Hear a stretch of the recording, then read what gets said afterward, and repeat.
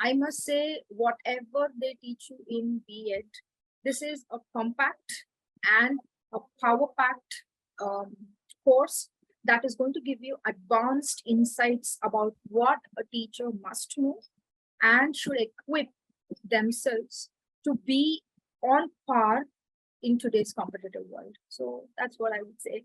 As a trainer or as a teacher or as a professor, I didn't know how to prepare lesson plans. I was like, what is lesson plans? I never knew what it is. I didn't know that you can integrate. I mean, Bloom's taxonomy is very important when you are preparing lesson plans, when you're preparing question papers. I have prepared question papers for universities using those Bloom's taxonomy and reverse Bloom's taxonomy. And I'm sure many of you would know what I'm talking about. I hope I'm not talking Greek and Latin.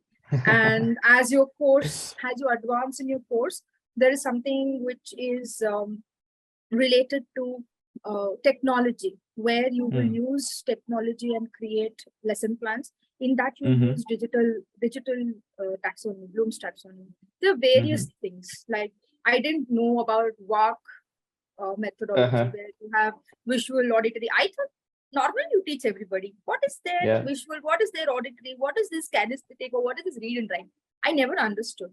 So when I started learning things in Suraasa, and specifically when I started doing my assignments and getting into practical aspects of it, it is a very long way that I have come from the day or from when I took up this course and to now.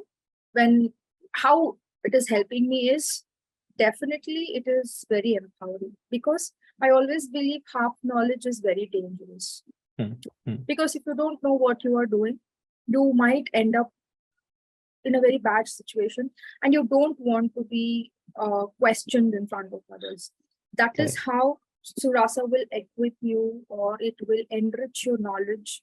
It will polish you if you already know, and if you don't know, you can learn a lot. So that has been my journey